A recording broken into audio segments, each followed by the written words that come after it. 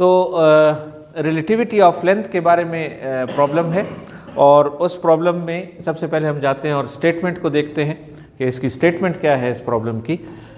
Statement ये कहती है कि the length of a spaceship is measured to be exactly half of its rest length. यानी एक स्पेसशिप है और वो जब रेस्ट पे था उस वक्त उसकी लेंथ ज़ाहिर बात है कि बड़ी थी, और जब उसने मोशन स्टार्ट की तो लेंथ तो कंट्रैक्ट हो जाती है, तो लेंथ कंट्रैक्टेड उसकी कंट्रैक्टेड लेंथ वो तकरीबन हाफ के बराबर आ गई है। और आपको पता है कि लेंथ कंट्रैक्शन तो वेलोसिटी पे डिपेंड करती है, तो जितना फास्टर होगा तो उतनी लेंथ कंट्रैक्ट होगी।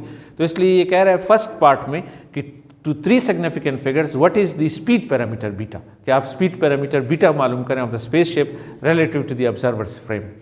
और दूसरा जो कह रहा है कि by what factor do the spaceship clocks run slow, और जो टाइम डायलेशन है वो भी इसमें आ गया है। तो पहले स्पीड पैरामीटर मालूम करें और उसके बाद टाइम डायलेशन में इन दी ऑब्जर्वर्स फ्रेम। तो बेसिकली हमने इसमें गामा भी मालूम करना है, लॉरेंस फैक्टर भी मालूम करना है।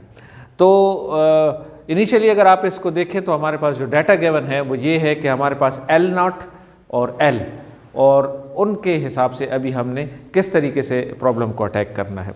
तो चूंकि लेंथ कंट्रैक्शन है तो हमें पता है कि length contraction L = L01 - beta square के बराबर है, राइट। लेंथ कंट्रैक्शन का ये फार्मूला है, लेकिन इसको हम थोड़ा सा रीअरेंज करते हैं और इससे चूंकि हमें बीटा चाहिए, हमने बीटा डिराइव करना है, तो इसलिए हम बीटा को स्क्वायर रूट से बाहर निकालेंगे, और जाहिर बात है उसकी वजह से फिर ये L/L0 जो है ये स्क्वायर रूट के अंदर चला जाएगा।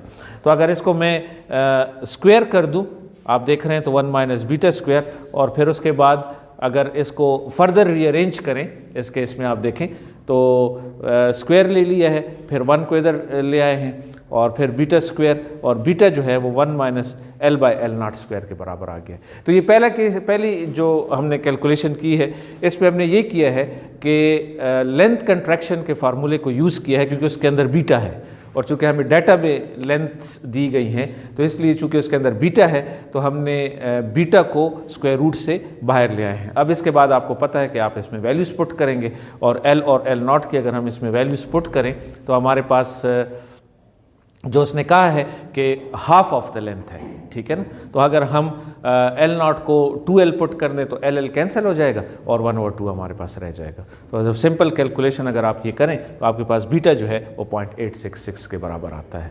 तो असल पॉइंट ये था कि बीटा L से कैसे निकालना है, यानी लेंथ्स आपको दी गई हैं और उससे बीटा कैलकुलेट करना है। लेकिन ये तो इसका फर्स्ट पार्ट था।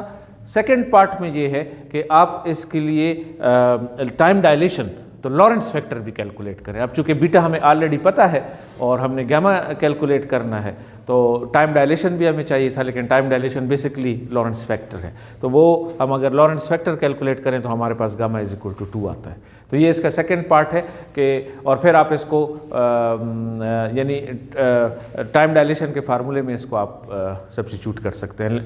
तो इस तरीके से हमने 2 वैल्यूज़ मालूम की, गामा भी मालूम किया और बीटा भी मालूम किया, लेकिन गिवन हमें लेंथ्स थी, चूँकि फार्मूला एक है तो उसमें से लेंथ्स को बीटा को एक्सट्रैक्ट करके एक तरफ करके फिर लेंथ्स की वैल्यूज पुट की जो डाटा के अंदर गिवन था, प्रॉब्लम के अंदर गिवन था, तो हमने ये एक्सट्रैक्ट कर लिया। Okay, thank you.